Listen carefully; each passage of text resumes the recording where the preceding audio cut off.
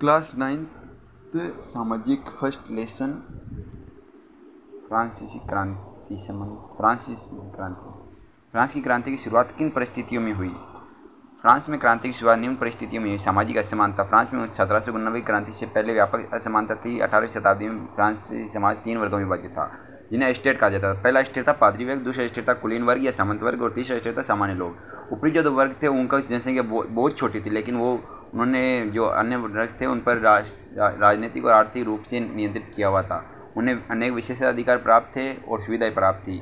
उन्होंने जो अलग थे उन्हें कोई भी राजनीतिक सुविधाएं प्राप्त नहीं थी। अन्यायपूर्ण करण। राजदरबार की शान शौकत एवं कुलीन वर्ग के व्यक्तियों की विलासप्रियता के कारण जनता पर अनेक प्रकार के कर लगाए जाते थे, लेकिन जो प्रथम 2 स्टेट थे उनको दिए जाने वाले करों में छूट थी।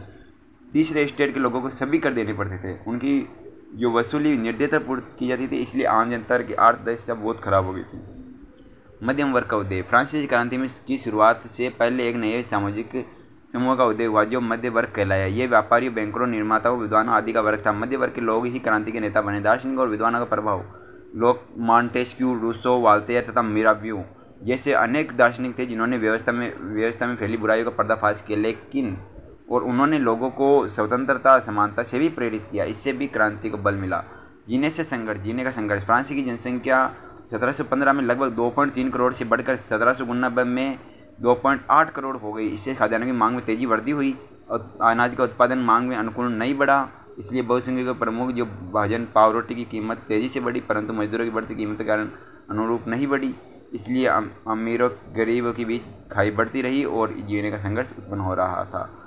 स्वेच्छाचारी और निरंकुश शासन। फ्रांस के जो शासक थे वो स्वेच्छाचारी और निरंकुश थे। राजा की देवी और निरंकुश अधिकारों के सिद्धांत में विश्वास करते थे तथा उनके प्रजा के सुख दुख की कोई चिंता नहीं थी। वे केवल विलासिता का जीवन और धन में व्यतीत करते थे। तत्कालिक कारण। एस्टेट जनरल की बैठक। फ्रांस सम्राट लुई 16वें ने 5 मई 1789 को प्रस्ताव के अनुमोदन के लिए एस्टेट जनरल की बैठक बुलाई। एस्टेट जनरल एक राजनीतिक संस्था थी जिसमें 3 एस्टेट थे और 3 एस्टेट में 300 प्रतिनिधि थे। तीसरे एस्टेट में 600 प्रतिनिधि भेजे गए थे, तो 2 में 300 और 1 में 600 थे। तो परंतु वोट सबको एक ही रखा था, इसलिए ये प्रस्ताव अस्वीकार किया गया। इस प्रकार फ्रांस की जनता की दयनीय आर्थिक स्थिति, सामाजिक असमानता, निरंकुश स्वेच्छाचारी दार्शनिक विद्वानों का प्रभाव था और तृतीय प्रतिनिधियों की मांगों का स्वीकार करना पड़ा। आदि परिस्थितियों में फ्रांसीसी क्रांति